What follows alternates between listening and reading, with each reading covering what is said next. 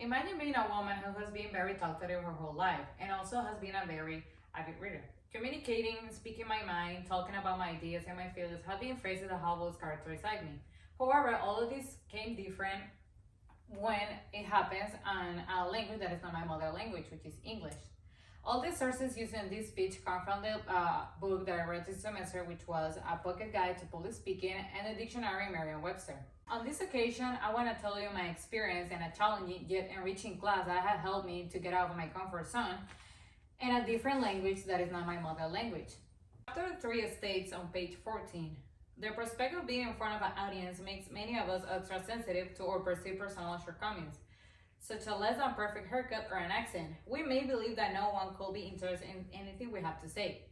Speaking in public since a very early age was something that came easy to me. Even when I felt nervous and anxious, I was able to overcome it and provide successful and easy to understand presentations.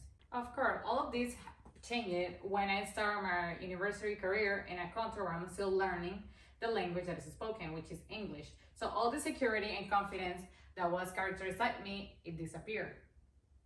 However, I have learned techniques that have helped me to leave aside all the prejudices regarding the way I sound, the way I speak, or my accent. I identify myself with the concept on the page 16, which is performance anxiety, which is the moment when we're most aware of the people that are listening to us. On that chapter, I learned and put in practice that only myself have the control to overcome the anxiety I have, and I'm the only one in control of the speech because I'm the only one that knows what I'm going to speak and the way I'm going to say it. Beyond the language barrier, not sounding American enough, or any other prejudices that I have on myself, I still manage to control my speech and what I have to say to my audience. Regarding chapter 7 and the way that I still struggle and it's challenging to me to make my outlines concise and precise, page 51 states, now you should be able to identify more specifically what you want the speech to accomplish. I struggle with executing my ideas effectively, despite them being easy to come to me. I also struggle to execute my ideas effectively, despite being easy for me to produce them. For me to decide on what topic I want to talk and how much I want to talk, but it's always hard for me to decide to make it more concise and closer to the point. We were taught that lengthy and monotonous speeches were unnecessary. Nevertheless, summarizing all my information without leaving out any crucial details still remain like challenging tasks for me. I'm always clear on my objective for each speech. However, I still found challenging to make my presentation shorter without leaving out any details for my audience. My new perspective after the PSI assignment. As the Merriam-Webster Dictionary states, PSI stands for Public Service Announcement, which is an announcement made for the good of the public. This is the PSI assignment where the three Aristotle persuasive appeals were found, where they are logos, ethos, and pathos. It was found that the logical philosophy of the slippery slope fallacy was also utilized. This assignment teach me how to see every speech and oral presentation differently. Now I have a better understanding of how public figures present themselves to the world.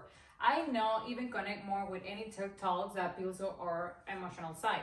After this assignment, it's easier for me to decide who I give my credibility to, since now I know every technique and all the preparation that becomes behind. It will be naive of me to think that a president, a CEO, a spokesperson, a television host will have the same preparation that I have. On the other hand, their preparation surpasses mine. However, everybody starts at a certain point, and it's very comforting to me to know they learn the same way that I did, beginning with what logos, pathos, and ethos are. As the semester comes to end, I want to express my gratitude to Professor Cooley for every detailed feedback that she provides to me and every assignment that I submit. Looking back to what I've learned, I realized that I gained really useful tools to express myself on talk and every setting of my life, not only on formal context. Now I have learned how to control my anxiety and being able to express myself clearly. This class has provided me with important tools to use in my future legal career. In the legal field, public speaking and debate are part of the everyday life, so I'm very grateful for this course to provide me a foundation to manage my anxiety and also be more comfortable without getting nervous and anxious, and also being able to speak my mind and express my knowledge and my feelings regarding any situation. Since being able to express my ideas with clarity in a persuasive way was my top priority from this class in order to use it in my future legal career, I'm very thankful for all the lessons that I learned in this class. Thank you. My audience for today, as always, was my mom and my dad. Thank you.